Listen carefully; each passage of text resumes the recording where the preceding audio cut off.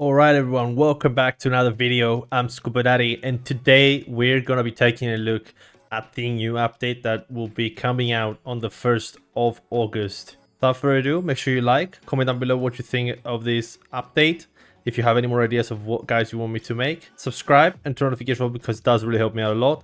And yeah, without further ado, let's get into the whole update.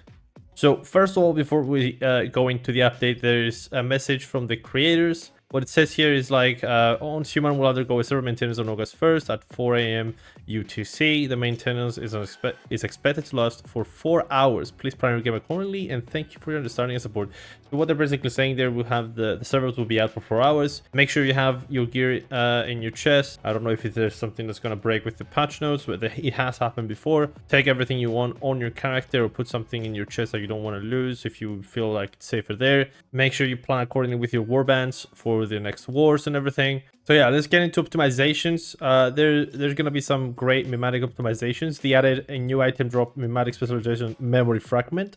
What this did was, I'm pretty sure is the memory fragment that what you do is just reset your specializations, and you could only get this once every phase. So now you will be able to get it from a drop. You will be able to get more, and it does says here that up to 3 mimetic specialization memory fragments can be used per season. So if you have 10, you'd only be able to use 3 for this season.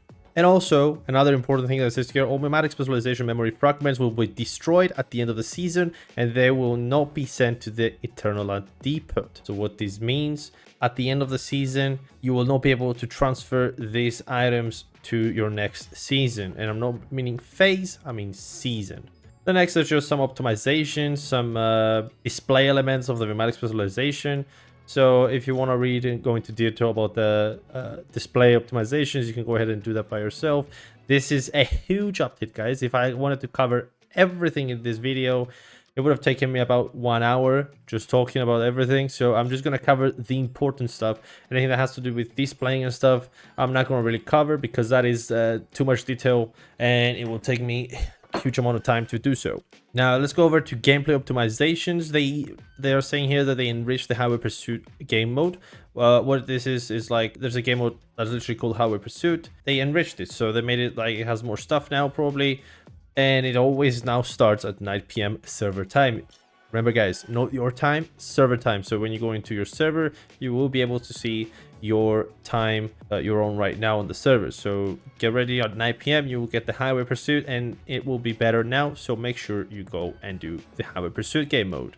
They have also increased the sproutlet and reward drops from the track. And yeah, it wasn't low the amount, but you would have to grind a little bit to get some and use it to actually get something good. So yeah, that is a pretty good thing for us.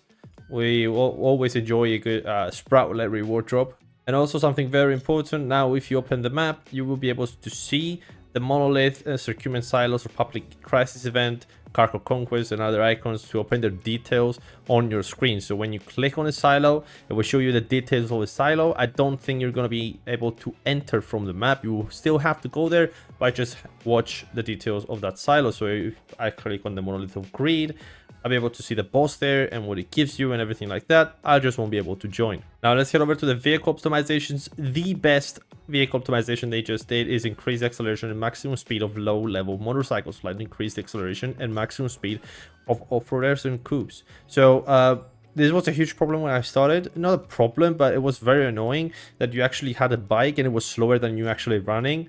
And I was like, why is it so slow? Why is the bike going so slow? I guess they just fixed that. They added a little bit more speed and more acceleration. Now it will go a little bit faster. So that's always some good news. And now you also have an option for the auto centering the vehicle camera. You can now choose to enable or disable auto centering while operating a vehicle, which is for some people this it is very nice. It wasn't here before, so this is actually very good. And also added the function where the vehicle is stuck on terrain. You can hold down the accelerator key to free the vehicle. So I'm guessing you just hold down like the acceleration key and it will just unstuck you from whatever the vehicle is stuck from.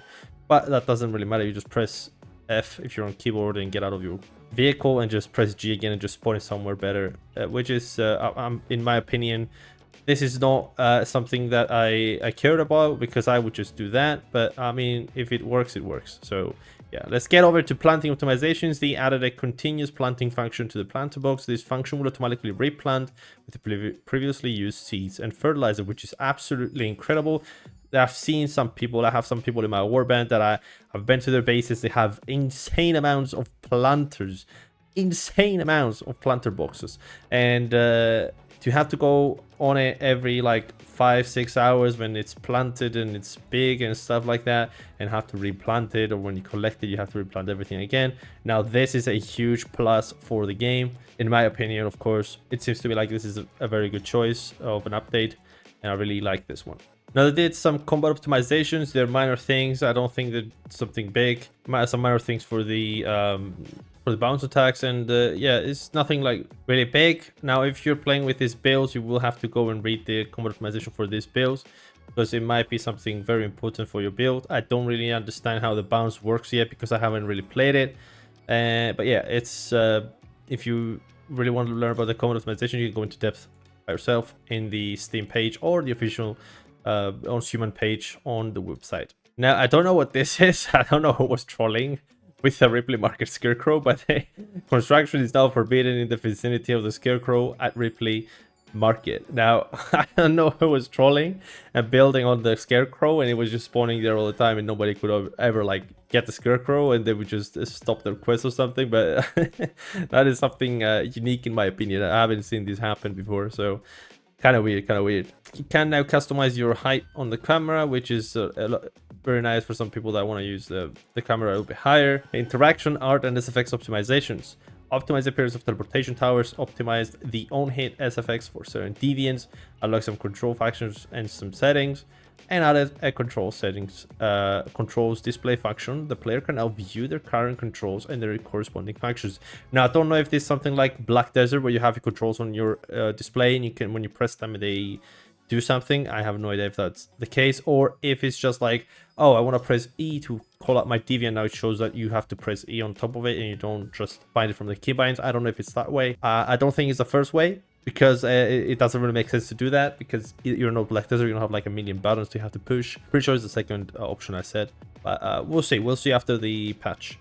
So in the trades update, they added Nisa's loot crate to the Sproutless shop of Nisa. An NPC emergency can be found in neutral strongholds. Yeah, we know who Nisa is. Is that weird dude with jellyfish or something? I don't know what the hell is that. There's a 10% chance of obtaining a legendary mod when opening Nisa's loot crate. If a mod is not obtained, one of the following will be obtained instead: acid 200, barrel premium fuel 20, or Stardust Source 67. I don't know about the 67. They could have just easily had 65 or 70, but I don't understand this. I have no idea what this means. Why is it 67? It makes no sense to me, but I guess they have their ideas and their plans. Optimize the controls for synchronized deviation abilities. The player can now press G to interact with the procurement unit to sync a combat deviation to their cradle. Now adjust the controls for withdrawing deviations. After opening a securement unit, the player can now press U to withdraw deviation. Okay, so I've just been explained how this will work now. I just press U and unequip the deviant from the securement unit, like every other mod on your in-gear and everything like that.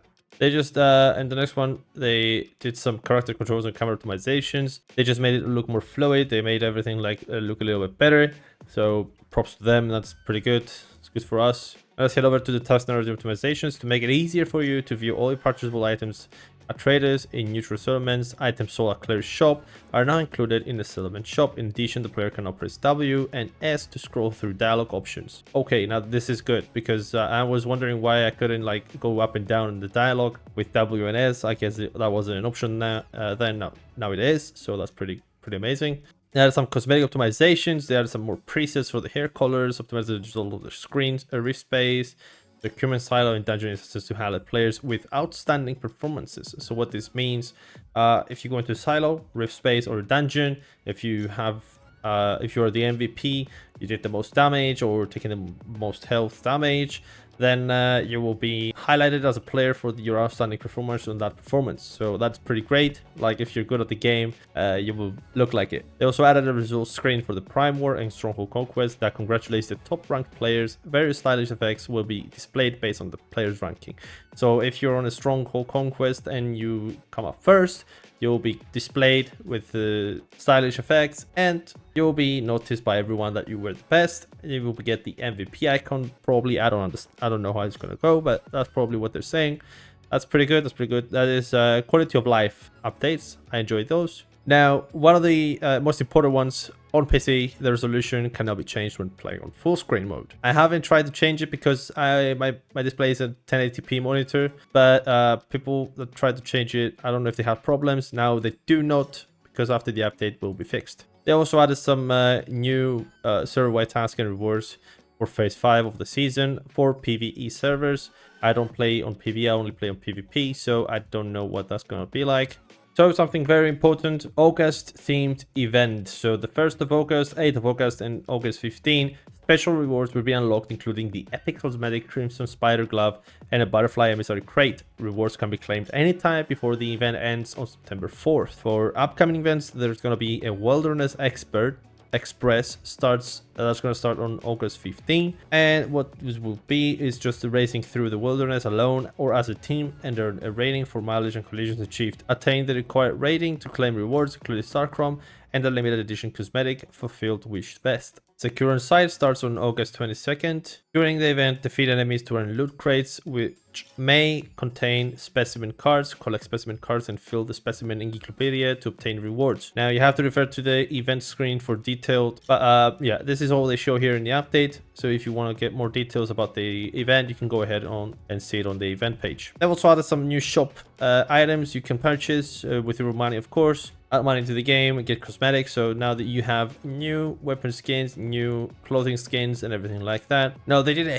huge update on the construction of the territory. If you want to get into more details, you can all check this out, but this is just bug fixes. So if you had any bugs occur to you when you were building your base, it's good to read this. One of my most annoying things that I had when I was playing the game is the issue where the map's navigation function would sometimes not work or fail to display the navigation route. This was so bad. I was pressing the thing and it would not show, not on the map, no the navigation, and nothing on my character when I was walking around. I could not see it. So this is a very good fix. The devs actually look out for the players and update something that's actually useful. Now there's some more combat fixes. The first one I don't really understand. Fix an issue where the durability attribute would turn yellow if the gear lost durability. I mean, that I don't think that's an issue for me. I don't understand. They fixed an issue where the crossbow's calibration blueprint would not be disassembled. I have that issue right now because I could not disassemble the crossbow's calibration blueprint, so I just placed it in my chest forever there, just sitting there getting dust and everything. They fixed an issue that caused a switching error to occur on the right side of the weapon selection panel and replacing a calibration blueprint. Also fixed an issue where some dropped weapons would randomly contain red colored blueprint attributes, so the weapon could not be disassembled to get its blueprint. Now I would guess that the red colored blueprint attributes are after phase 5. My guess is here after the pro mode, because we do not have anything in phase 3 or phase 4. So yeah. They also fixed some issue with the sprint and the auto-running sprinting. They fixed an issue that caused some weapons crosshairs to display incorrectly in 4K resolution. Now, I didn't know that. Was it actually a thing? So, I don't know. Maybe when you put the 4K resolution, it just breaks your crosshair and you can't see where you're shooting at. In game modes, they fixed an issue with the miss game mode where the center point's location would randomly be determined. Fixed an issue where the prime war that caused the Shadow Hound to get stuck in the air while using a skill. So any of you that was exploiting this stuff and just farming the Shadow Hound, now it's over. You are going to have to fight the freaking boss, so get over it. Fixed an issue with the Prime War where if more players than the maximum attempted to teleport, they will get stuck on the edge of the map. Now again, I don't play PvE, so I don't really know what you mean by that, but I can trust you once human. I trust you devs, so good job on the back fixes again. Optimize their own hit visual effect and effective range of manual turrets in the Prime War. Good for them. Fixed an issue that caused deviations to drop additional copies of items in Secure Silo EX1, and fixed an issue, fixed the spawn rules of the deviations Secure Silo. I'm not sure if it's called PSI, it's called Psi, but whatever. And Secure Silo Theta, Dr. Teddy, Enchanting Void, Upper World spawn, and Snow Globe will now spawn in the correct scenario. Nice. Fixed an issue where deviations for skills have a designated target could not be recalled while the player was reloading. Fixed an issue where Mini Wonder would absorb teammates' bullets in its range when attached to the player character. Fixed an issue that prevented Mini Wonder from defending against shotguns. Now some other fixes, they fixed an issue where the wrong text was displayed if you had not been friends with another player for at least 7 days. What do you mean? They fixed where the wrong text is displayed if you had friends for the 7 days. I have no idea what this means. I don't understand what happened here. I've never had this occur to me, but good for them. Now, as I've said before, this is a huge update, so expect I can't talk. A lot of changes in the upcoming update. Make sure you have everything ready for the new patch. Yeah, that's pretty much it for the update. It is a very big update. If I sat down and talked about everything here, it would have taken me an hour. I just wanted to talk about the important stuff. If you think there's something else that's more important, leave it down in the comments. I'll be reading those and replying whenever I possibly can. And yeah, thank you everyone for watching. Before we close the video, make sure you like and subscribe with notifications because that's really helped me out a lot. Comment down below what you think of this video, and I'll see you on the next one. Adios.